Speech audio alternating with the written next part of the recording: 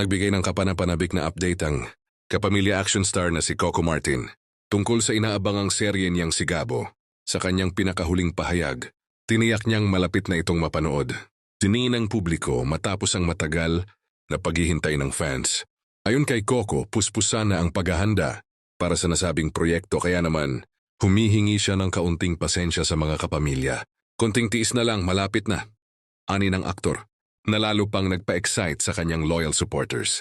Hindi rin itinanggi ng aktor na mataas ang expectations sa si Gabo, lalo na't kilala siya sa pagdadala ng mga dekalibreng action drama series. Siniguro niyang pagbubuhusan nila ito ng oras at effort upang maihatid ang isang kwentong tatatak sa puso ng manonood. Dagdag pa niya, magiging kakaibang si Gabo kumpara sa kanyang mga nagdaang proyekto dahil mas palalimin pa nito ang kwento, aksyon, at emosyon na siguradong aabangan gabi-gabi. Kaya naman todo suporta na agad ang fans kahit wala pang opisyal na petsa ng premiere. Samantala, patuloy rin ang paglabas ng mga behind-the-scenes updates at paghahanda ng buong production team. Marami ang naniniwala na magiging isa na naman itong malaking hit sa primetime. Sa ngayon, isa lang ang malinaw, hindi na magtatagal at muling masisilayan ng mga kapamilya si Coco Martin sa telebisyon.